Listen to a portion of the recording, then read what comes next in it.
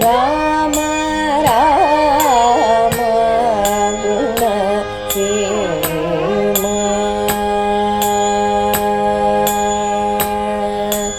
ರಾಮ ರಾಮ ಗುಣ ಸೇಮ. ಶ್ರೀಮತೆ ರಾಮಾನುಜಾಯ ನಮಃ.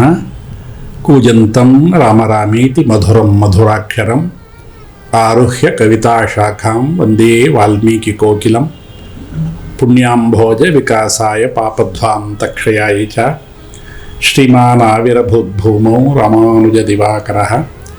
ತೃಣೀಕೃತ ವಿರಿಂಚಾದಿ ನಿರಂಕುಶ ವಿಭೂತಯಃ ರಾಮಾನುಜ ಪದಾಂಭೋಜ ಸಮಾಶ್ರಯಣ ಶಾಲಿನಃ. ಹೇಮಾದ್ರಿ ನಿಭಗಾತ್ರಾಯ ಸೀತಾಶೋಕ ವಿನಾಶಿನೇ ರಾಮಾಂಘ್ರಿ ಸೇವಕಾಯ ಸ್ಯಾತ್ ಆಂಜನೇಯಾಯ ಮಂಗಳಂ. ತಸ್ಮೈ ರಾಮಾನುಜಾರ್ಯಾಯ ನಮಃ ಪರಮಯೋಗಿನೇ ಯಶ್ರುತಿ ಸ್ಮೃತಿಸೂತ್ರಾಣಾಂ ಅಂತರ್ಜರಮಶೀಷಮತ್.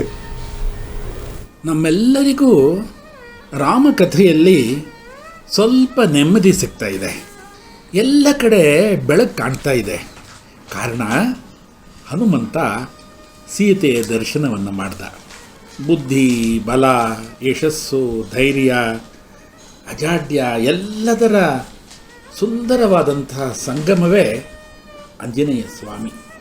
ಆಂಜನೇಯ ಸುಂದರಕಾಂಡದಲ್ಲಿ ನಡೆಸಿದಂತಹ ಅತ್ಯದ್ಭುತ ಸನ್ನಿವೇಶಗಳನ್ನೆಲ್ಲ ಕಂಬರಾಮಾಯಣದಲ್ಲಿ ಒಂದೇ ಪದ್ಯದಲ್ಲಿ ಕಂಬರು ವಿವರಿಸಿದ್ದಾರೆ.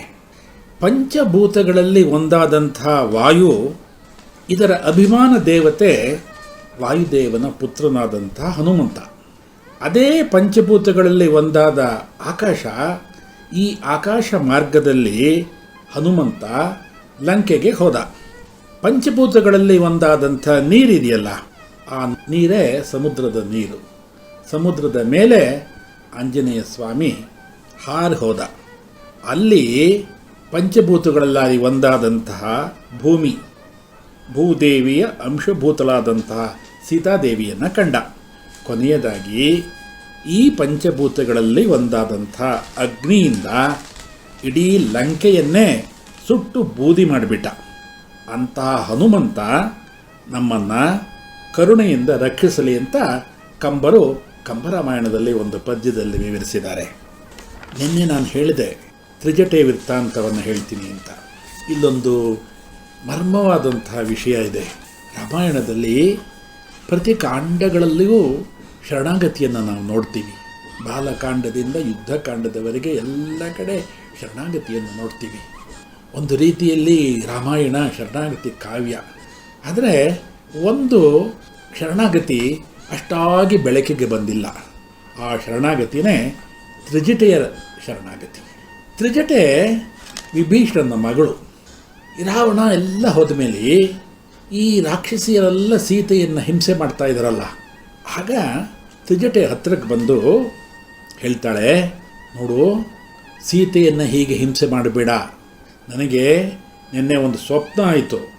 ಆ ಸ್ವಪ್ನದಲ್ಲಿ ಶ್ರೀರಾಮಚಂದ್ರ ಐರಾವತದ ಮೇಲೆ ಕುಳಿತಿದ್ದಾನೆ, ಸೀತಾ ಸಮೇತನಾಗಿ ಕುಳಿತಿದ್ದಾನೆ, ಬಿಳಿ ವಸ್ತ್ರವನ್ನು ಧರಿಸಿದ್ದಾನೆ, ಬಿಳಿ ಹೂಗಳಿಂದ ಅಲಂಕೃತನಾಗಿದ್ದಾನೆ, ಸಕಲಾಭರಣ ಭೂಷಿತನಾಗಿದ್ದಾನೆ. ಸೀತೆ ರಾಮನ ಪಕ್ಕದಲ್ಲಿ ನಿಂತಿದ್ದಾಳೆ. ನೂರಾರು ಬಿಳಿಯ ಹಂಸಗಳಿಂದ ಕಟ್ಟಲ್ಪಟ್ಟಂತಹ ಒಂದು ದಿವ್ಯವಾದಂಥ ವಿಮಾನದಲ್ಲಿ ಸೀತಾರಾಮರು ಉತ್ತರ ದಿಕ್ಕಿನ ಕಡೆ ಹೋಗ್ತಾ ಇದ್ದಾರೆ. ಇತ್ತ ರಾವಣ, ಕುಂಭಕರ್ಣ, ಅವನ ಎಲ್ಲ ಅನುಚರರು ತಲೆಗೆ ಎಣ್ಣೆ ಸುರ್ಕೊಂಡು ವಿಚಿತ್ರವಾಗಿ ಕಾಣ್ತಾ ಇದ್ದಾರೆ. ಎಲ್ಲರೂ ಒಟ್ಟಿಗೆ ಒಂದು ಗುಂಡಿಗೆ ಬಿದ್ದಂತೆ ನನಗೆ ಸ್ವಪ್ನ ಆಯಿತು ಅಂತ ತ್ರಿಜಟೆ ಆ ರಾಕ್ಷಸಿಯರಿಗೆಲ್ಲ ಹೇಳ್ತಾರೆ.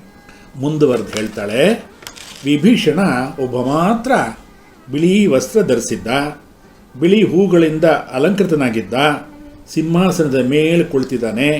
ಸಿಂಹಾಸನದ ಮೇಲೆ ಶ್ವೇತಛತ್ರ ಇದೆ, ಅದರ ಕೆಳಗಡೆ ವಿಭೀಷಣ ಕುಳಿತಿದ್ದಾನೆ ಅಂತ ತ್ರಿಜಟೆ ಇದನ್ನೆಲ್ಲ ಹೇಳಿ ಅವಳು ಹೇಳ್ತಾಳೆ, ರಾವಣನಿಗೆ ವಿಪತ್ತಿನ ಕಾಲ ಸಮೀಪಿಸಿಬಿಟ್ಟಿದೆ.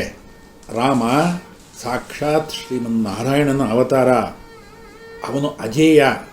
ರಾವಣನನ್ನು ಸಂಹಾರ ಮಾಡ್ತಾನೆ. ಸೀತೆಯೊಡನೆ ಅಯೋಧ್ಯೆಯಲ್ಲಿ ಪಟ್ಟಾಭಿಷೇಕನಾಗ್ತಾನೆ. ಇದು ಖಂಡಿತ. ಆದ್ದರಿಂದ ನಾವೆಲ್ಲ ಸೀತೆಗೆ ಹಿಂಸೆ ಕೊಡೋದು ಬೇಡ, ನಾವೆಲ್ಲ ಸೀತೆಯನ್ನು ಶರಣು ಹೋಗೋಣ. ಇದು ಶರಣಾಗತಿ, ತ್ರಿಜಟೆಯ ಶರಣಾಗತಿ. ಇದು ಆಗ ಮಾತ್ರ ನಾವೆಲ್ಲ ಉಳಿತೇವೆ ಅಂತ ತ್ರಿಜಟೆ ಹೇಳಿದ್ಲು. ವಾಲ್ಮೀಕಿ ತ್ರಿಜಟೆಯನ್ನು ಚಿತ್ರಿಸುವ ರೀತಿ ಇದೆಯಲ್ಲ, ಅದ್ಭುತವಾದಂಥದ್ದು.